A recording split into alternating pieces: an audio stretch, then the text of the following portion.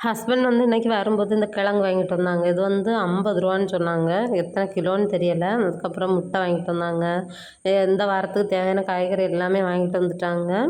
2 நாளைக்கு ஒரு தடவை காய்கறி வாங்க போணும்னு சொன்னதுனால, சரி நானே வாங்கிட்டு வரேன் அப்படின்ட்டு வாங்கிட்டு வந்தாங்க. மொத்தம் வந்து ரூ. 317 ஆச்சுன்னு சொன்னாங்க காய்கறி எல்லாம்.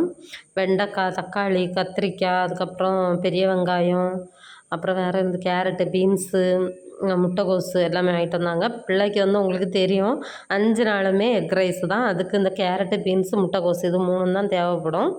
அதுக்கப்புறம் வந்து இந்த வெண்டைக்காய், கத்திரிக்காய்லாம் எப்போவாது இந்த வெள்ளிக்கிழமையில நம்ம குழம்பு வைப்போம்ல, அதுக்கு வந்து யூஸ் பண்ணிக்க வேண்டியது தான். மற்றபடி ஃபுல்லும் மீன் குழம்பு தான். எல்லாருக்கும் தெரியும் டெய்லி எப்படி தான் மீன் குழம்பு சாப்பிட்றீங்க அப்படின்ட்டு கேட்டிருந்தீங்க. இங்கே வந்து மோஸ்ட்லி 6 நாளுமே மீன் குழம்பு தான் சமைப்பாங்க. எங்களுக்கும் அப்படியே பழகி போச்சு சின்ன வயசுலேருந்தே சாப்பிட்டு. ஞாயிற்றுக்கிழமை வந்து சிக்கன், பீஃபு, மட்டன் அந்த மாதிரி ஏதாவது எடுப்பாங்க.